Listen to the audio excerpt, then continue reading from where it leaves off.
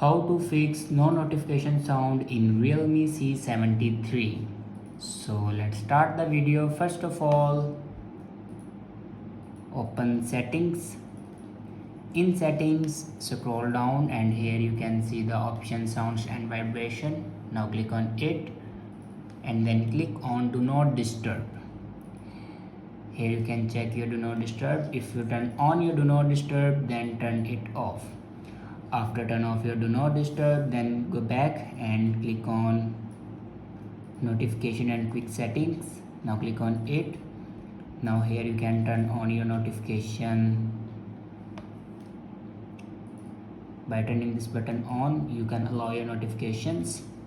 After allow your notifications, then go back to the main page of your settings and scroll down and click on software, system and update. After clicking on system and update, then on top you can see the option software update. Now click on it and here you can check your latest version will be updated or not. If it doesn't update to latest version, then update it to latest version.